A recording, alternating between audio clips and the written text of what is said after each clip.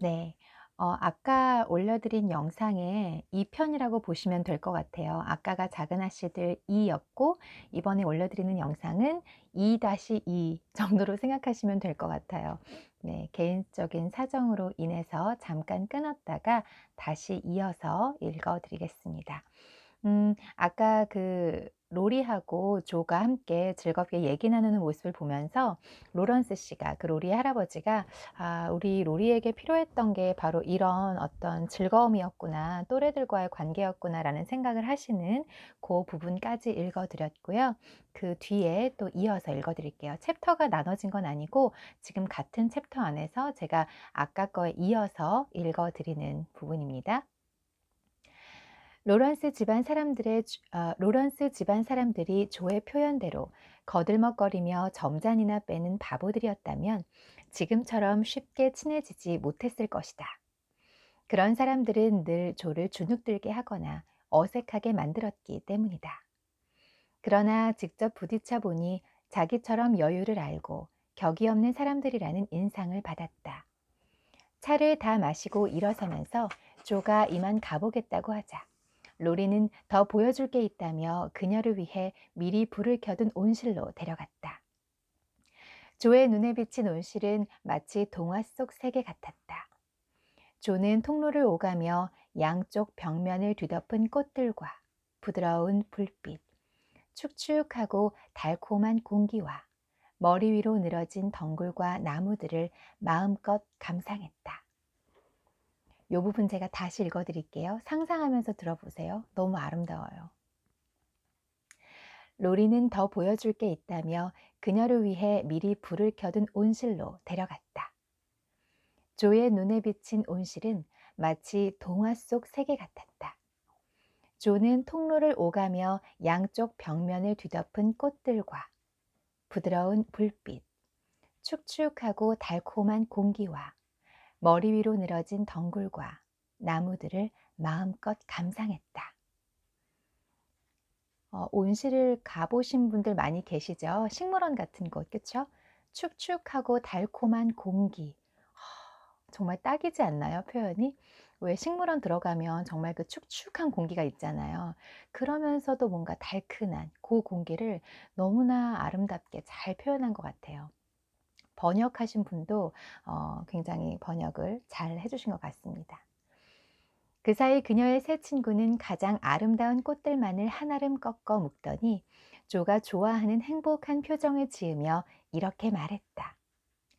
어머니께 갖다 드려. 그리고 보내주신 약 매우 감사하다는 말도 전해줘. 두 사람이 다시 집 안으로 들어와 보니 로런스 씨는 널찍한 응접실의 난로 앞에 서 있었다. 하지만 조의 관심은 온통 커다란 피아노에 쏠렸다. 피아노도 치니? 조가 존경 어린 눈길로 로리를 쳐다보며 물었다. 가끔. 조의 질문에 로리는 겸손하게 대답했다. 한번 쳐봐. 듣고 싶어. 그래야 베스한테 말해줄 수 있잖아. 네가 먼저 쳐봐. 난 칠 줄 몰라. 너무 아둔해서 배우지 못했어. 하지만 난 음악이 좋아. 그리하여 로리가 피아노를 연주하자 조는 향유초와 월계화로 만든 꽃다발 속에 코를 박은 채 로리의 연주에 귀를 기울였다. 로런스가의 소년에 대한 조의 존경과 관심은 더욱 커졌다. 로리가 연주 실력이 수준급이면서도 잘난 척하지 않았기 때문이다. 그녀는 베스도 함께 들을 수 있었으면 정말 좋겠다고 생각했지만 그 말을 입 밖에 내지는 않았다. 대신 로리의 얼굴이 빨개질 때까지 칭찬을 늘어놓았다.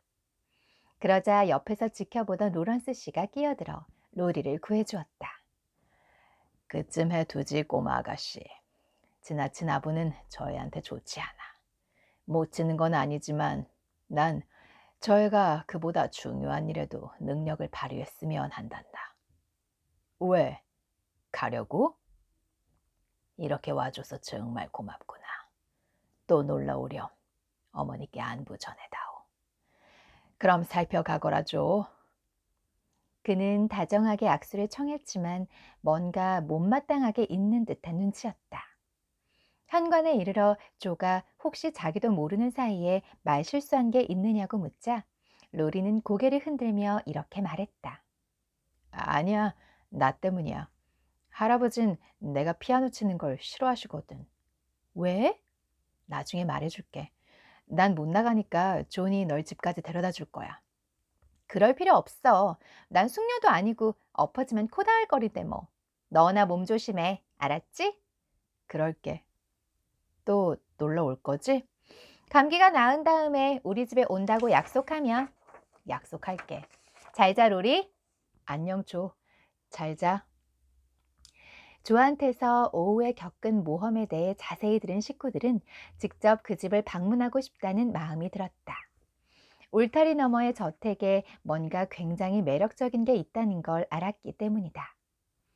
하지만 마음을 끄는 대상은 제각각 달랐다. 마치 부인은 아직도 자기 부친을 잊지 않고 있는 그 노인과 대화를 나누고 싶었다. 매그는 온실을 구경하고 싶어 했고 베스는 그랜드 피아노를 생각하며 한숨을 내쉬었다. 그리고 에이미는 훌륭한 그림과 조각상들을 직접 보고 싶어 했다. 엄마, 어째서 로런스 씨는 로리가 피아노 치는 걸 싫어하시는 걸까요? 궁금한 걸 못 참는 조가 물었다. 나도 잘은 모르겠다만 로런스 씨의 아들, 그러니까 로리의 아버지가 자존심이 무척 강한 부친의 반대를 무릅쓰고 음악가인 이탈리아 여자와 결혼해서 그런 게 아닌가 싶구나. 로리의 어머니는 착하고 사랑스러운 여자인데다 음악가로도 꽤 이름을 날렸지만 로런스 씨는 며느리를 싫어해서 결혼한 후로는 아들과 담을 쌓고 지냈단다. 로리가 어렸을 때 부모가 모두 죽자 할아버지가 그 애를 집으로 데려온 거란다. 이탈리아에서 태어나서 그런지 내가 보기엔 몸이 좀 허약한 것 같더구나. 노인은 손자를 잃을까봐 걱정이 이만저만이 아닌가 보더라. 그 애한테 지나치다 싶을 정도로 신경 쓰는 건 그 때문이란다. 로리가 음악을 사랑하는 건 자기 엄마를 닮았기 때문이겠지. 이건 내 추측이지만 그의 할아버지는 손자가 음악가가 되겠다고 할까봐 두려워하고 계신 게 아닌가 싶다. 어쨌든 그의 음악적 재능을 보고 있으면 자기가 싫어했던 며느리가 생각날 테니 말이다. 그래서 조가 말한 대로 못마땅한 얼굴을 하신 걸 테고. 어쩜 너무 낭만적인 얘기네요. 매그가 소리쳤다. 말도 안 돼요. 본인이 음악가가 되길 원한다면 그렇게 하게 놔둬야죠. 가기 싫어하는 대학에 억지로 가야 한다면 그의 인생이 얼마나 괴롭겠어요. 조가 말했다. 그 애가 매력적인 검은 눈에 예의 바른 태도를 지니고 있는 데는 그럴 만한 이유가 있었네. 이탈리아 사람들은 언제 봐도 멋있다니까. 다소 감상적인 기질의 매그가 말했다. 그 애의 눈과 태도에 대해 언니가 뭘 안다고 그래? 말을 걸어본 적도 없으면서. 감상적인 성격과는 거리가 먼 조가 소리쳤다. 지난번에 무도회에서 봤잖아. 그리고 너한테 들은 얘기로도 그의 행동 거지가 어떤지 충분히 짐작할 수 있어. 엄마가 보낸 약에 대해 고맙다는 말을 전해달라고 한 걸로 봐서도 예의 바른 애인 게 틀림없어. 내 생각엔 불나망주를 두고 한 말인 것 같은데. 너네가 왜 그렇게 둔하니? 그건 너를 두고 한 말이야. 정말? 조가 그런 생각은 한 번도 해본 적이 없다는 듯 눈을 크게 뜨며 말했다. 너 같은 앤 처음 본다. 그렇게 굉장한 찬사를 받고도 모르니? 그 나이 또래의 아가씨답게 그런 일에 특히 예민한 매그가 말했다. 말도 안 돼. 그런 바보 같은 소리로 내 즐거움을 망치지 말아줬으면 고맙겠어. 로리는 괜찮은 애야. 물론 나도 그 애가 마음에 들어. 하지만 차 한산이 뭐니 하는 시시껄렁한 소린 전혀 관심 없어. 우리 모두 그 애한테 잘 대해주자. 그 애는 엄마가 없잖아. 언제 기회를 봐서 우리 집에 온댔어. 그래도 되지, 엄마? 그럼 되고 말고. 네 친구는 언제든 환영이다. 그리고 애들은 애들답게 지내야 한다는 걸 잊지 말았으면 좋겠구나, 매그. 아직 13살은 안 됐지만 난 애라는 말이 싫어요. 어떻게 생각해, 베스 언니? 곁에서 가만히 듣고만 있던 에이미가 끼어들었다. 난 철로 역정 놀이에 대해 생각하고 있었어. 대화를 전혀 듣고 있지 않았던 베스가 대답했다. 착한 사람이 되기로 결심하고는 가파른 언덕을 오르며 절망의 늪과 작은 문을 통과했던 일을 생각했어. 어쩌면 저 집이야말로 우리의 미의 궁전이 될지도 몰라. 우선 사자들 옆부터 지나가야 해. 베스의 생각이 마음에 든 듯 조가 말했다.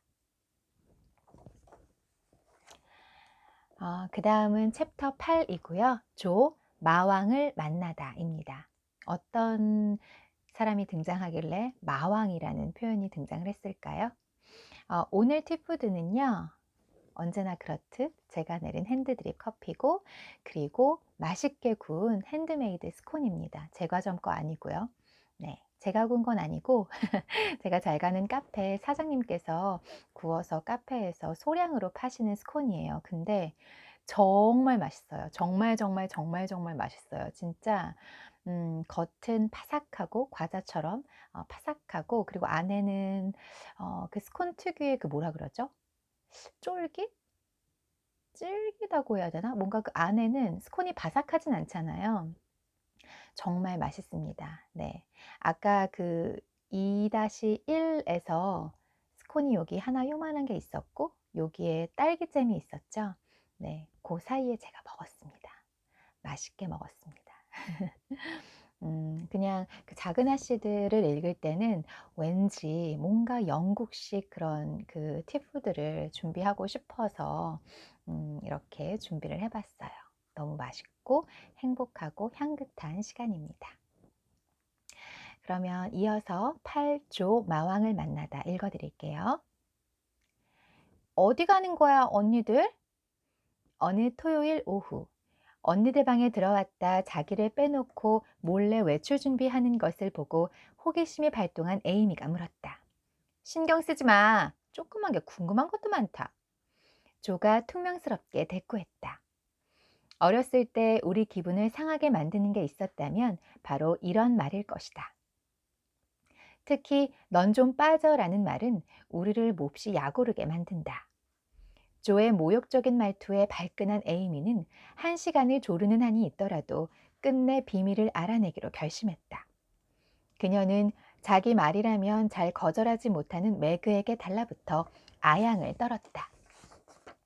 무슨 일인지 말해줘. 그리고 나도 좀 데려가. 언니, 베스 언니는 온통 인형들에게만 빠져있지. 그렇다고 달리 할 일도 없지. 심심해 죽겠단 말이야. 미안하지만 그럴 수 없어. 넌 초대받지 못했잖아. 매그가 말을 하려 했지만 조가 성급하게 끼어들었다. 매그 언니, 괜히 쓸데없는 말을 해서 일을 망치지 마. 에이미, 넌 갈 수 없어. 그러니까 아기처럼 보채지 좀 마. 로리 오빠랑 어디 가는 거지? 다 알아. 어젯밤 소파에서 소곤거리며 웃다가 내가 들어가니까 뚝 그치는 거 봤어. 로리 오빠랑 가는 거 맞지? 그래, 네 말이 맞아. 그러니까 이제 그만 좀 귀찮게 굴고 얌전히 있어.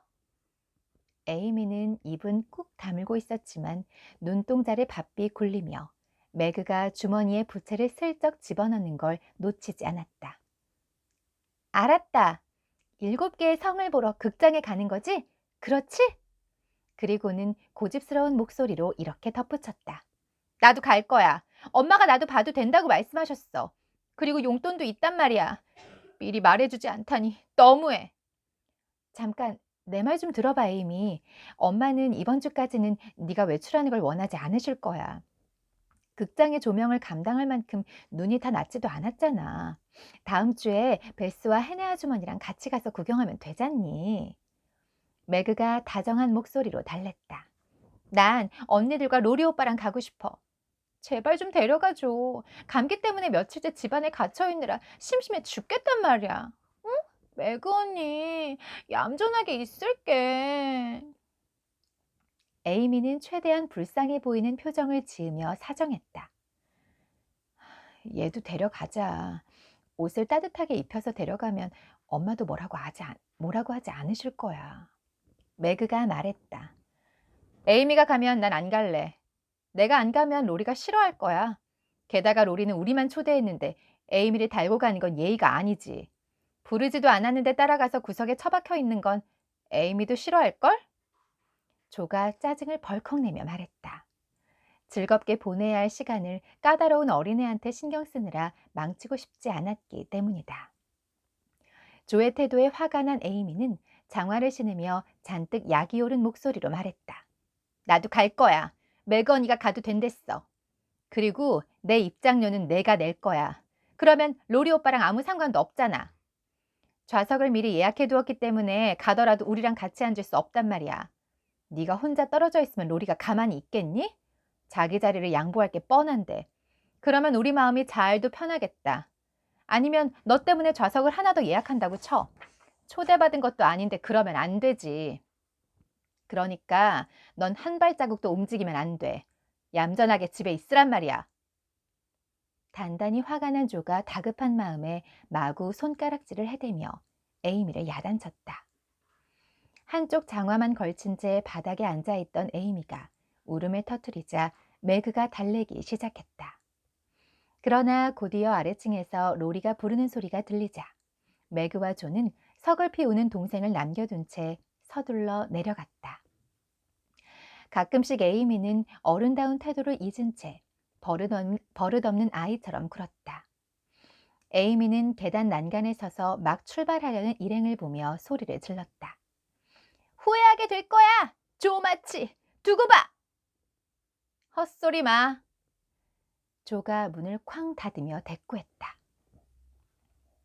제가 사실 이렇게 소리를 질렀다, 큰 소리로 말했다, 외쳤다 이런 부분에서 진짜 소리를 왕 지르고 싶은데 이 제 오디오북을 이 이어폰으로 들으시는 분이나 주무실 때 들으시는 분이 계실 것 같아서 놀라실까 봐 제가 지르지를 못해요. 제가 또 한 목청하는데 요 에이미 대사 굉장히 소리 지르면서 읽고 싶은데 조금 자제했습니다. 매그와 조 로리는 무척 즐거운 시간을 보냈다. 다이아몬드 호수의 7개 성은 더할 나위 없이 화려하면서 훌륭했다. 그러나 조는 우스꽝스럽게 생긴 꼬마 도깨비들과 활기에 넘치는 요정들, 그 밖에 근사한 왕자와 공주들을 보면서도 왠지 마음껏 즐거워할 수가 없었다. 금발의 요정 여왕을 보자 에이미가 생각났기 때문이다. 막간을 이용해 잠시 휴식을 취할 때면 에이미가 어떤 일을 저지를지 궁금해졌다. 평소에도 조와 에이미는 서로 부딪힐 때가 많았다.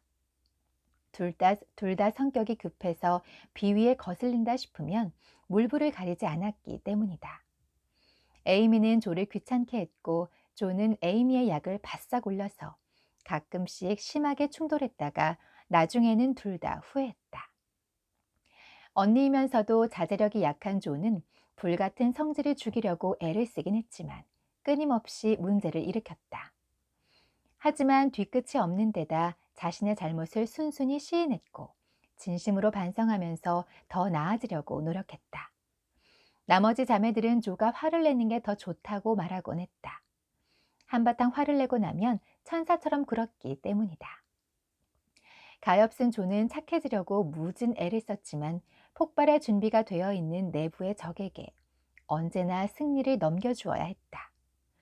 이런 성질을 잠재우는 데에는 꽤 기나긴 인고의 세월이 필요했다. 매그와 조가 집에 돌아와 보니 에이미는 거실에서 책을 읽고 있었다. 에이미는 언니들이 돌아오자 일부러 더 토라진 표정을 지었다. 그러고는 책에 시선을 고정한 채 한마디도 하지 않았다. 하지만 베스가 와서 연극에 대한 얘기를 물어보지 않았더라면 호기심이 분을 이겼을지도 모를 일이다. 모자를 벗기 위해 2층으로 올라간 조는 맨 먼저 옷장부터 살폈다. 지난번에 다퉜을 때는 에이미가 조의 서랍을 바닥에 뒤집어 엎는 걸로 분풀이를 했기 때문이다. 그러나 이번에는 모든 게 제자리에 있었다. 벽장과 가방, 상자들을 대충 훑어본 조는 에이미가 자기와 다툰 사실을 잊고 용서한 걸로 생각했다. 그러나 그건 조의 착각이었다. 다음 날 조는 그 사실을 알아차리고는 난리법석을 피웠다. 오후 늦게 매그와 베스, 에이미가 함께 앉아 있는데 조가 상기된 얼굴로 방 안으로 불쑥 들어오더니 숨도 쉬지 않고 대뜸 이렇게 물었다. 누구 내 원고 본 사람 있어? 이에 매그와 베스는 동시에 아니라고 대답하며 놀란 표정을 지었고 에이미는 아무 말 없이 난로를 들쑤셨다. 에이미의 얼굴이 빨개지는 걸 본 조는 그 즉시 동생을 다그쳤다. 에이미, 네가 가져왔지? 아니야, 난 안 가져갔어. 그럼 어디 있는지는 알지? 아니, 몰라. 거짓말 마. 조가 에이미의 어깨를 움켜잡으며 소리쳤다. 그 표정이 어찌나 살벌한지 에이미보다 용감한 아이도 겁을 집어먹을 것 같았다. 거짓말 아니야. 난 갖고 있지 않단 말이야. 지금은 어디 있는지도 몰라. 내가 알 게 뭐야? 넌 분명히 뭔가 알고 있어. 당장 실토하지 않으면 억지로라도 입을 열게 할 거야. 그러면서 조는 에이미를 붙잡고 있던 손에 힘을 주었다. 언니가 아무리 다그쳐도 그 바보 같은 원고를 다시 찾지 못할걸? 이번에는 에이미가 흥분해서 소리쳤다. 왜 못 찾아? 내가 태워버렸거든? 뭐라고? 내가 그토록 아끼는 원고를 태워버렸다고? 아빠가 돌아오시기 전에 끝내려고 얼마나 열심히 썼는지 알면서도 그런 소리를 하는 거야? 거짓말이지? 얼굴이 백지창처럼 창백해진 조가 말했다. 그러고는 눈에 불꽃을 튀기며 초조하게 에이미를 움켜잡았다. 그래, 내가 태워버렸어. 어제 그랬잖아. 나한테 못되게 군 걸 꼭 갚겠다고. 불같은 성질을 이기지 못한 조가 이빨이 달그닥거릴 정도로 에이미를 마구 흔들어대는 바람에 에이미는 더 이상 말을 잇지 못했다. 곧이어 조는 몰아치는 슬픔과 분노 때문에 울면서 소리쳤다. 이 나쁜 기집애. 그런 원고는 두 번 다시 쓸 수 없을 거야. 평생 널 용서하지 않겠어. 매그가 달려가 에이미를 구하는 사이 베스가 조를 달래려고 했지만 조는 제정신이 아니었다. 조는 동생의 뺨을 한 대 올려붙이고는 다락방으로 뛰어올라가 낡은 소파에 앉아 혼자 분을 사겼다. 목 좀 축이고 가겠습니다. 어렸을 때 자매들끼리 많이 싸우죠. 네, 저희도 옷 여러 번 찢었는데 그때 경험이 이 부분을 읽는데 도움이 많이 되네요. 잠시 후 아래층의 폭풍은 가라앉았다. 마치 부인이 집에 돌아와 자초지정을 듣고는 에이미를 타일러 잘못을 인정하도록 했기 때문이다. 에이미가 태워버린 원고는 조의 가장 큰 자랑거리였을 뿐만 아니라 가족들도 작가의 싹이 보인다며 인정해준 작품이었다. 다 합해야 짤막한 동화 6편에 불과했지만 조는 출판을 염두에 두고 심혈을 기울여 썼다. 그러나 정성을 다해 정서한 후 원본을 파기한 터라 결국 에이미 때문에 몇 년 동안의 노력이 물거품이 되고만 셈이었다. 다른 사람이 생각하기에는 대수롭지 않은 손실처럼 보였겠지만 조에게는 복구가 전혀 불가능해 보이는 끔찍한 재앙이었다. 한편 베스는 죽은 새끼 고양이 때문에 시름에 잠겨 있었고 매그도 이번에는 에이미의 편을 들어주지 않았으며 마치 부인은 부인대로 슬픈 표정을 짓고 있었다. 그런 분위기 속에서 에이미는 어느 때보다도 깊이 후회하면서 자기가 한 행동에 대해 사과하지 않는 한 아무도 자기를 사랑하지 않을 거라는 느낌을 받았다. 차 마실 시간을 알리는 종이 울리자 조가 인상을 잔뜩 찌푸린 채 나타났다. 조의 험악한 표정에 기가 질린 에이미는 가까스로 용기를 내어 기어드는 목소리로 말했다. 용서해줘, 조 언니. 내가 잘못했어. 정말 미안해. 난 절대 용서할 수 없어.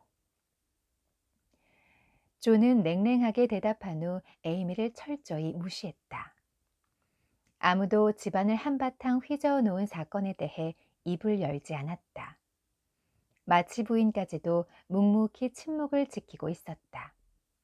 조가 화났을 때는 옆에서 아무리 뭐라고 해도 소용이 없으며 가장 현명한 방법은 다른 사건이 일어나길 기다리는 것임을 다들 경험을 통해 알고 있었기 때문이다. 그날 저녁에는 모두들 조금도 행복하지 않은 시간을 보내야 했다. 자매들은 여느 때처럼 바느질을 했고 어머니는 브리머니 스코시니 에지워스를 큰 소리로 읽었지만 뭐가 빠졌기 때문인지 평소에 평화로웠던 집안 분위기는 전혀 느낄 수가 없었다. 이런 느낌은 노래를 부르는 시간이 되자 더욱 실감이 났다. 베스는 반주만 했고 조는 입을 다문 채 돌처럼 서 있었으며 에이미는 에이미대로 풀이 죽어 매그와 어머니만 노래를 불렀기 때문이다. 어머니와 매그는 종달새처럼 즐겁게 노래를 부르려고 노력했지만 평소처럼 좋은 화음이 나오지 않는 것 같았다. 안녕히 주무시라는 인사와 함께 키스를 하는 조에게 마치 부인이 조용히 속삭였다.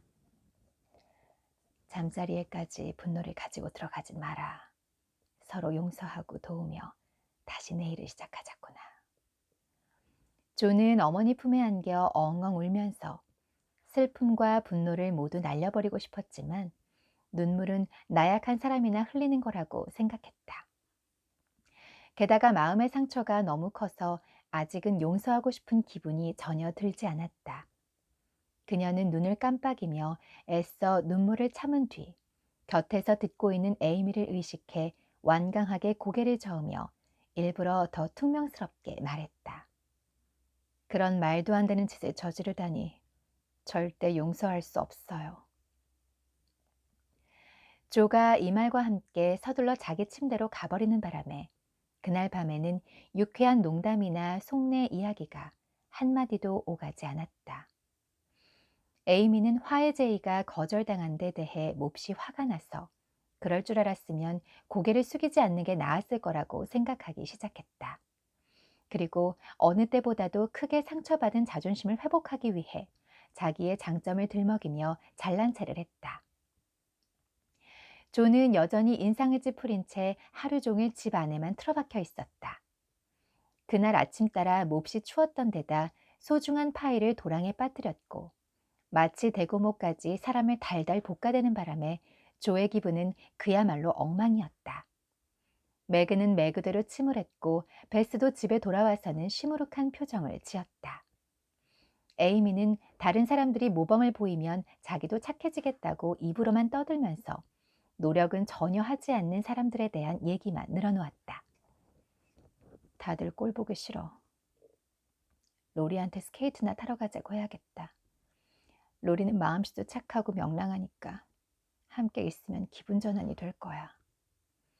조는 혼자 이렇게 중얼거리며 집을 나섰다. 잠시 후 스케이트 날이 부딪히는 소리를 들은 에이미가 바깥을 내다보며 소리쳤다. 다음번에는 꼭 데려가겠다고 약속해놓고는 자기 혼자만 가는 것 좀 봐. 이번이 마지막으로 어는 얼음인데. 하지만 저런 속 좁은 인간한테 데려가 달라고 하는 내가 바보지. 그렇게 말하면 못 써. 네가 너무 버릇없이 굴었어. 그렇게 귀중한 원고를 잃어버렸으니 쉽게 용서가 되겠니?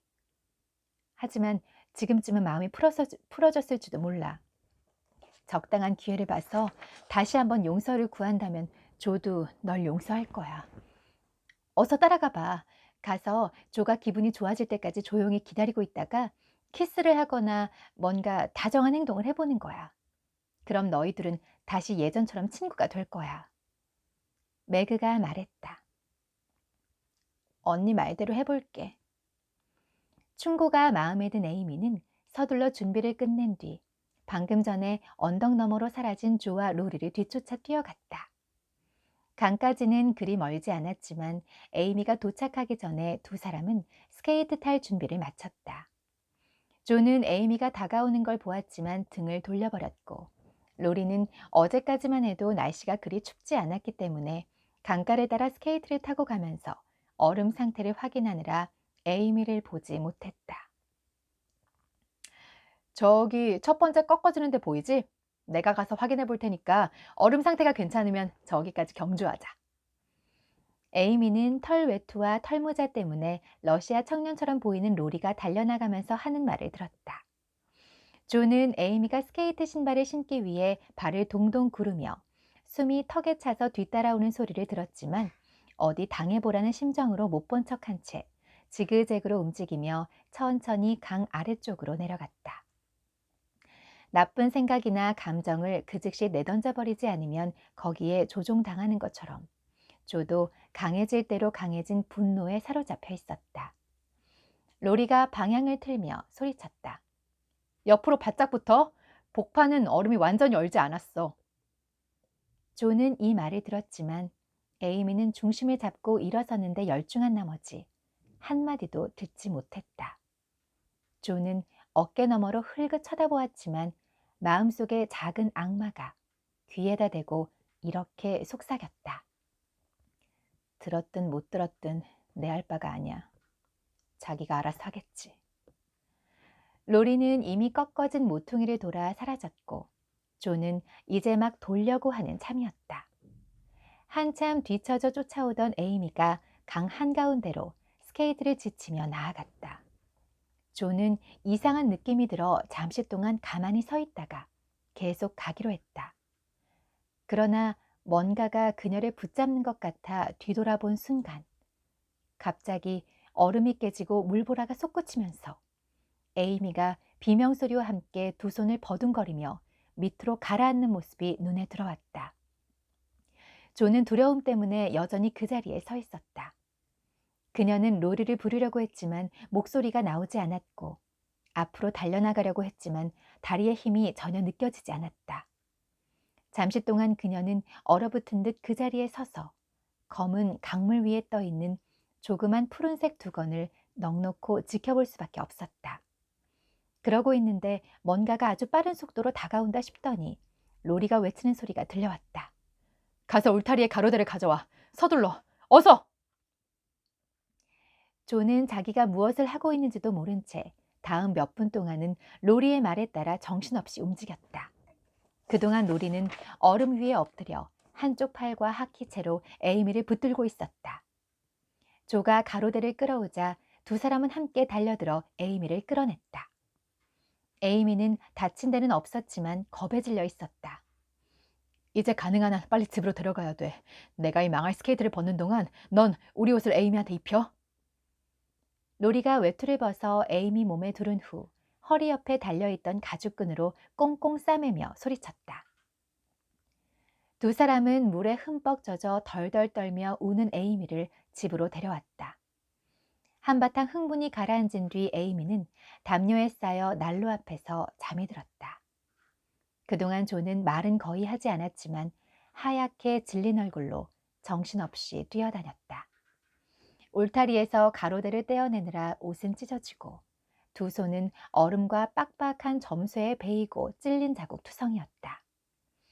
에이미가 잠들고 집안이 조용해지자 침대 옆에 앉아있던 마치 부인은 조를 불러 다친 손에 붕대를 감아주었다. 괜찮겠죠? 조가 자기 눈앞에서 얼음 밑으로 영원히 가라앉아 버릴 뻔한 금발머리를 후회에 찬 눈길로 바라보며 조용히 속삭였다. 괜찮고 말고 다친 데도 없고 네가 옷에 껴입혀서 빨리 집으로 데려온 덕분에 감기도 안 걸릴 것 같구나. 어머니는 밝은 목소리로 대답했다. 다 로리가 했어요.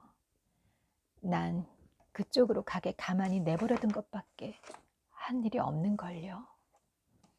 엄마, 에이미가 죽으면 다 내 탓이에요. 조는 침대 옆에 털썩 주저앉아 후회의 눈물을 흘리며 자초지정을 설명했다. 그러고는 몰인정한 자신의 성격을 심하게 자책하는 한편 평생 동안 짊어져야 했을지도 모를 무거운 벌을 면하게 된 데 대해 감사의 눈물을 흘렸다. 모든 게 다 내 고약한 성질 때문이에요. 고치려고 노력하지만 잘 안 돼요. 이제 됐다 싶으면 전보다 더 악화돼 있어요. 엄마, 어쩌면 좋아요, 난. 불쌍한 조가 자포자기한 채 외쳤다. 늘 주의하면서 기도하렴. 그리고 노력하고 또 노력하는 거야. 혹시라도 네 결점을 극복하는 게 불가능하다는 생각은 아예 하지 마라. 마치 부인은 헝클어진 머리를 끌어당겨 자기 어깨에 기대게 한 뒤 축축한 뺨에 다정하게 키스를 했다. 그러자 조는 더 큰 소리로 흐느꼈다. 엄마는 잘 모르세요. 이런 성격이 얼마나 나쁜지 엄마는 모르실 거예요. 열정에 휩싸이면 뭐든지 할 수 있을 것 같아가도 화가 나면 아무한테나 상처를 주면서 그걸 즐겨요. 이러다 언젠가는 끔찍한 일을 저질러서 내 인생을 망치고 모든 사람한테 미움받는 존재가 될까 봐 겁나요. 엄마, 제발 절 도와주세요. 제발요. 그래, 내가 도와줄게. 내가 도와줄 테니 그만 울거라. 하지만 오늘을 기억하면서 두 번 다시는 이런 일이 일어나지 않도록 각오를 단단히 해라. 사랑하는 내 딸아, 우리에게는 저마다 자신이 이겨내야 할 유혹이 있단다. 그 중에는 너보다 훨씬 더 힘든 유혹을 견뎌야 하는 사람들도 있지. 그뿐인 줄 아니? 유혹을 이겨내는데 평생이 걸리는 경우도 많단다. 넌 네 성미가 이 세상에서 가장 고약하다고 생각하지만 이 엄마도 한때는 그랬다. 엄마가요? 엄마가 화내시는 모습은 한 번도 못 봤는데요? 조는 너무 놀란 나머지 처음으로 자책감을 잊어버렸다. 지난 40년 동안 그런 내 성격을 고치려고 노력해왔지만 완전히 극복했다기보다는 겨우 잠재우는 데 성공했을 뿐이야. 엄마도 살면서 거의 매일 화를 낸단다. 하지만 그걸 드러내지 않는 법을 터득했지. 이 다음에는 아예 화를 못 느끼는 법을 배우고 싶구나. 그러려면 앞으로 40년이 또 걸릴지도 모르겠지만 말이다. 그녀가 너무도 사랑하는 얼굴에서 묻어나는 인내와 겸손은 조에게 그 어떤 현명한 훈계나 통렬한 비난보다도 훌륭한 교훈이 되었다. 어머니가 보여준 연민과 신뢰는 많은 위안이 되었다. 어머니도 자기와 비슷한 결점을 가지고 있었지만 끊임없는 노력을 통해 고쳤다는 걸 알게 되자 한결 마음이 편해지면서 반드시 고치고야 말겠다는 의지가 솟구쳤다. 하지만 15살밖에 안 된 소녀에게는 40년 동안이나 조심하며 기도해야 한다는 사실이 다소 지겹게 느껴졌다.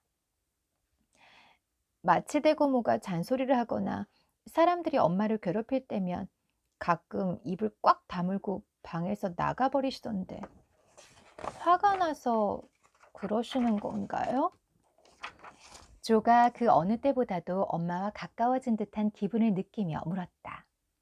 그래, 그동안 엄마 나름대로 경솔한 말이 입 밖으로 튀어나가지 않게 자제하는 법을 터득했단다.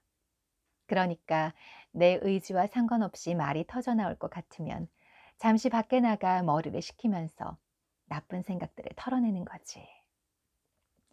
마치 부인이 흐트러져 있던 조의 머리칼을 단정하게 동여매며 대답했다. 가만히 있는 법을 어떻게 터득하셨어요? 난 그게 문제예요. 무슨 말을 하고 있는지 깨닫기도 전에 험한 말부터 튀어나가거든요. 말을 하면 할수록 상태가 악화되기만 해요. 심한 말을 해서 사람들 기분을 잡쳐야 직성이 풀리니 내가 생각하기에도 정말 어처구니가 없어요. 어떻게 하면 엄마처럼 침착해질 수 있는지 가르쳐 주세요. 네? 너희 외할머니께서 날 도와주시곤 했지. 엄마가 우리를 도와주시는 것처럼 말이죠? 조가 감사의 키스를 하는 바람에 어머니의 말은 중간에서 끊기고 말았다. 하지만 내가 지금의 너보다 약간 더 나이가 많았을 때 어머니가 돌아가시고 나서는 오랜 세월 동안 혼자 씨름해야 했단다. 자존심이 너무 세서 아무한테도 내 약점을 고백할 수 없었기 때문이지. 엄마한테는 무척 힘든 시기였단다. 아무리 노력해도 나아지지 않는 것 같아 눈물도 많이 흘렸단다. 그 뒤 네 아빠를 만나 착해지는 게 그리 어렵지 않다는 걸 깨닫게 됐지. 하지만 세월이 흘러 딸들이 넷이나 태어나고 가난에 쪼들리게 되자 해묵은 문제가 다시 고개를 쳐들기 시작하더구나. 원래 참을성이 많은 성격이 아니다 보니 자식들이 돈 때문에 어려움을 당하는 걸 보면 속이 무척 상하더구나. 가엾은 엄마, 그땐 어디서 도움을 받으셨나요? 너희 아빠가 도와주셨지. 아빠는 인내심을 잃거나 불평을 하는 법이 절대로 없단다. 늘 희망을 잃지 않고 즐겁게 일하고 기다리면서 그렇지 않은 사람들까지 부끄러움을 느끼게 하는 분이지. 아빤 곁에서 나를 위로하면서